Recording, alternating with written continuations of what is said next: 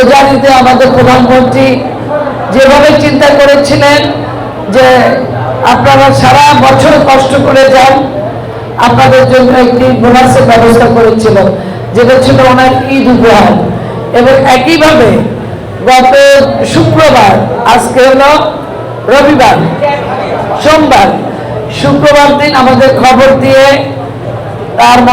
তার অফিসে ডেকে আপনাদেরকে নিয়ে কথা বলেছেন। বরিশাল সহ বাংলাদেশের আরো 12টি সিটি কর্পোরেশনের প্রশাসকরা আমরা ছিলাম, মোতায়েন সবাই সামনেই উনি একই কথা বলেছেন। ওনারা কষ্ট করেন, ওনারা রোদ বৃষ্টি উপেক্ষা করে কাজ করেন, ওনারা আপনাদের শহরকে পরিষ্কার রাখেন, ওনাদের জন্য ভাবতে হবে। সেই ভাবনা থেকেই আপনাদের আজকের এই ঈদের উপহার।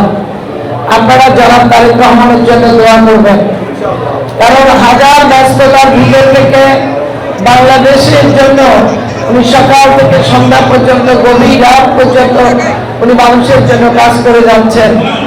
সেই ব্যস্ততার মাঝেও উনি পরিচ্ছন্নতা কর্মীর জন্য তিনি আলাদা করে চিন্তা করেছেন এবং আমাদেরকে যে কর্মীর কথা বলেছেন এবং আপনাদের জন্য ঈদ উপহার পাঠিয়েছেন। সেই সমস্ত কর্মকর্তা এবং সিটি কর্পোরেশনের অন্যান্য কর্মকর্তা কর্মচারীবৃন্দ এবং বিএনপির বিভিন্ন পর্যায়ের নেতৃবৃন্দ।